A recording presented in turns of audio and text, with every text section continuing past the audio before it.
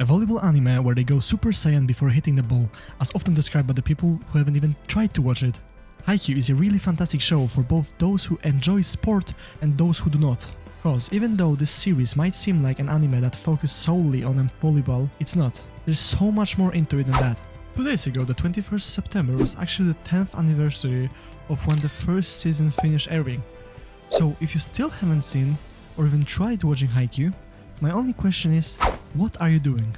After I saw that the movie finally came out, I decided to rewatch the whole series, and it just felt like reliving it for the first time again.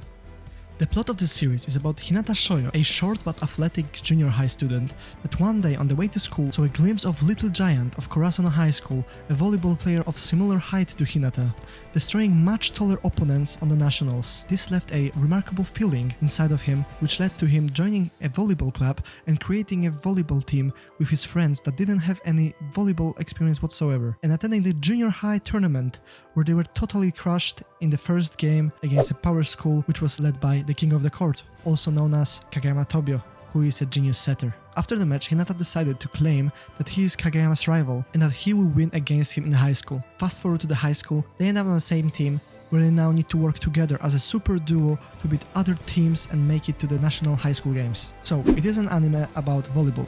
But Haikyuu weirdly reminds me of One Piece in one singular way. And don't get me wrong, those are two completely different series. The only thing that is similar, in my opinion, is that they keep the unrelevant characters relevant. In One Piece, when they're traveling, they're meeting lots of people, and none of those characters are forgotten. The series itself keeps reminding us of them. And the same thing is happening in Haikyuu. No matter who they face against, no matter if they lost really quickly or they fought for a long time, those characters are still gonna be important. Every single opponent that they are facing have the same goal as them. Train, win the tournament, and go to nationals, where they'll be able to fight a lot of new and stronger players.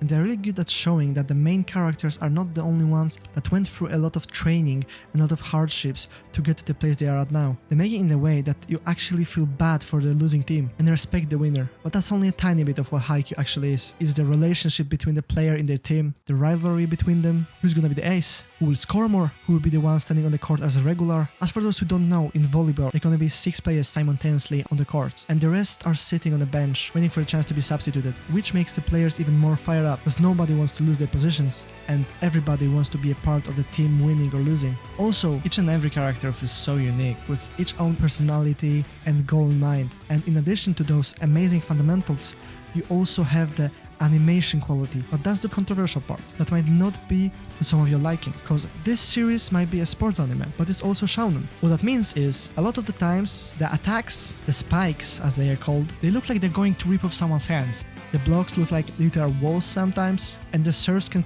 sometimes feel like missiles. But to be honest, it all makes it even better. The sound effects before an important spike, the sound of the hand hitting the ball, and the wobble animation on the ball, it's all just perfect, and it fits the anime like a human to its own skin. Making it a bit over-dramatized doesn't destroy it at all. It's nothing like Inazuma 11, which is goated but not realistic in the least. But that's what makes it fun, because if I wanted to watch a normal realistic volleyball, I would go and watch some real life matches. And thanks to the fact that it's anime, we can see what the players are thinking about in the crucial moments, see their moves in slow motion with great details. So I think even if you don't like sports anime, you should give a try to Haikyuu, as after each episode it just gets better and better. Also, to talk about how this anime is constructed, the games that are one-sided or dominated by one team are usually pretty short. But when it comes to games where both teams are of similar skill-based level, that's a whole different story.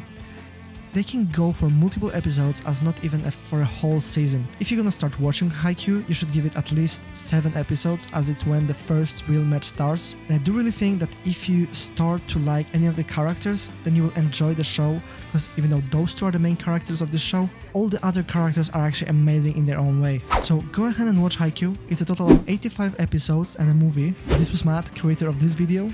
If you enjoyed it, give us a like and a sub, and tell me what's your favorite sports anime.